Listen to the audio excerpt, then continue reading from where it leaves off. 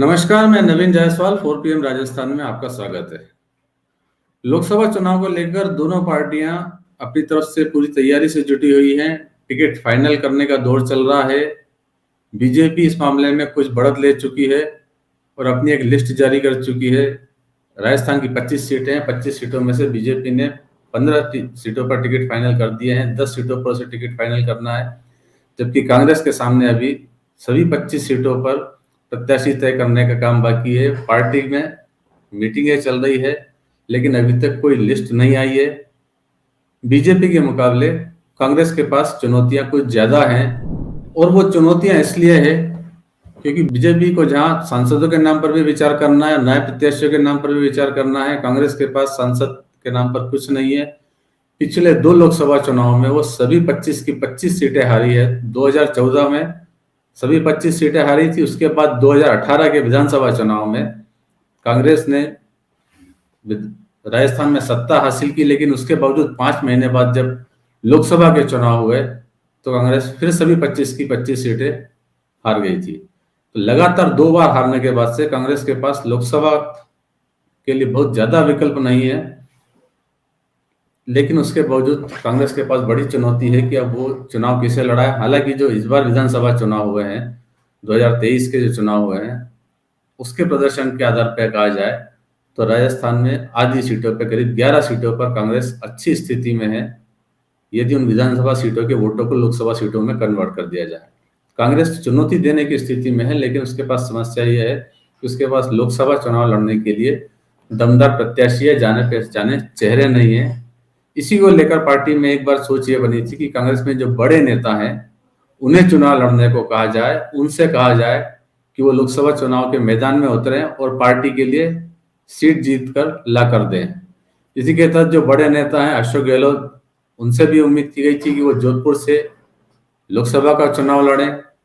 जोधपुर उनका गृह नगर है और केंद्रीय जल शक्ति मंत्री गजेंद्र सिंह शेखावत वहां से चुनाव लड़ने वाले हैं। इस बार भी पार्टी ने उन्हें टिकट दे दिया है। उनके सामने चुनौती कौन देगा, इसको लेकर अशोक गहलोत का नाम चला, लेकिन जो बताया जा रहा है कि शायद वो भी चुनाव लड़ने के इच्छुक नहीं है। वैसे भी पिछली बार सीट से उनके बेटे वैभव गहलोत चुनाव लड़े थे, हालांकि वैभव गहलोत चुनाव नहीं जीत पाए थे। इस बार भी चर्चा है कि क्या वैभव गहलोत वहां से चुनाव लड़ेंगे, लेकिन वैभव गहलोत की जो तैयारी है, वो पास की सीट जालोर सिरोही सीट से चुनाव लड़ना चाहते हैं। वहां पर वो दौरे भी कर रहे हैं।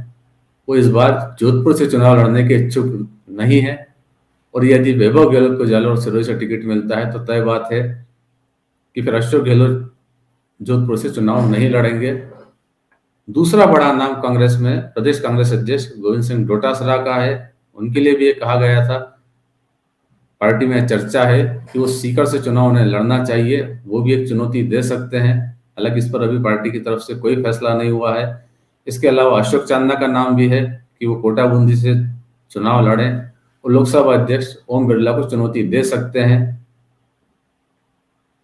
एक और बड़े नेता हैं अलवर से भंवर जितेंद्र सिंह, लगातार 2 बार चुनाव हार चुके हैं, इसलिए इस बार उनके नाम को लेकर भी कोई ज्यादा संभावना नहीं है।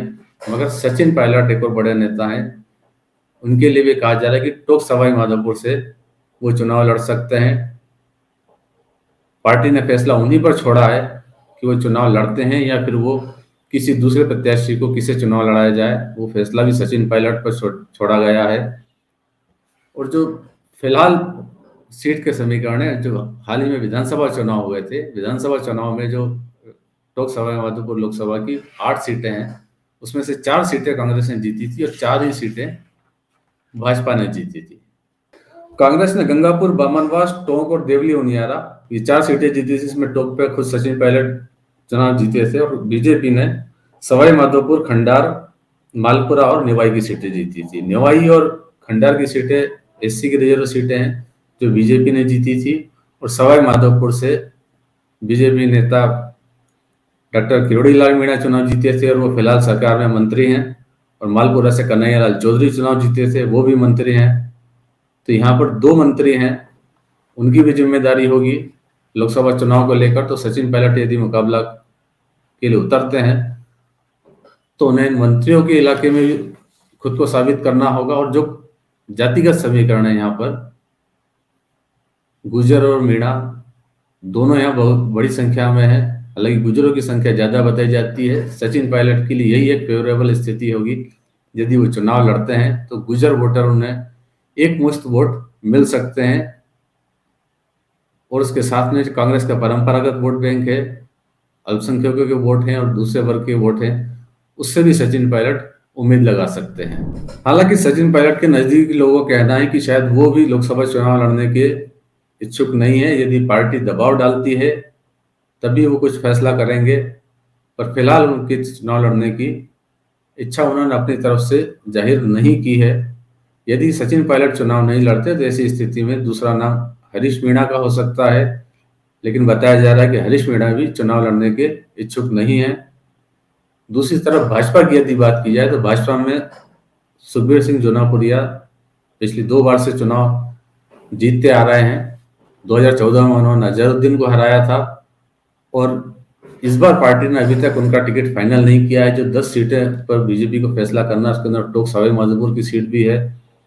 और जो क्षेत्र के जो समीकरण है उसमें हो सकता है कि सुखबीर सिंह जोनापुरिया का टिकट इस बार कट जाए, किसी और को टिकट दिया जाए। हाल ही में जो पार्टी ने संगठन स्तर पर फेरबदल किए हैं, जो कुछ जिला अध्यक्ष बनाया उसके अंदर टोंक में भी जिला अध्यक्ष बदला गया है भाजपा का।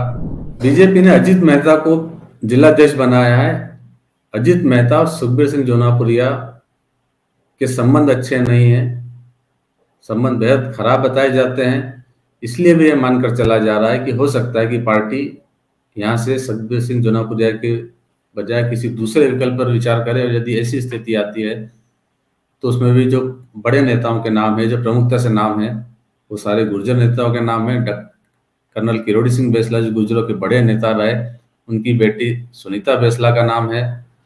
अलका गुर्जर हैं या फिर सौम्या गुर्जर, जिन्हें टिकट देने की संभावना जताई जा रही है। हालांकि यह बात क्षेत्र में तय मानी जा रही है कि इस सीट पर कभी भी 2 गुर्जर नेताओं का आमना सामना नहीं हुआ। यदि सचिन पायलट का नाम कांग्रेस पहले घोषित कर देती है तो फिर भाजपा अपनी रणनीति जरूर बदलेगी और वो किसी दूसरे नेता पर दांव कर सकती है, दूसरी जाति के नेता पर दांव कर सकती है। ऐसी स्थिति के अंदर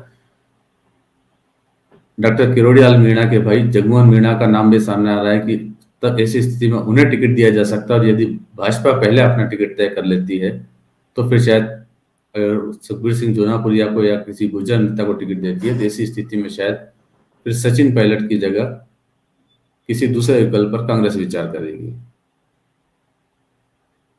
तो फिलहाल इस वीडियो में इतना ही। अंत में एक बार फिर आपसे यही कहना है कि 4PM राजस्थान चैनल को सब्सक्राइब जरूर करें और इस वीडियो के लिंक को जितना ज़्यादा हो सके उतना शेयर भी करें।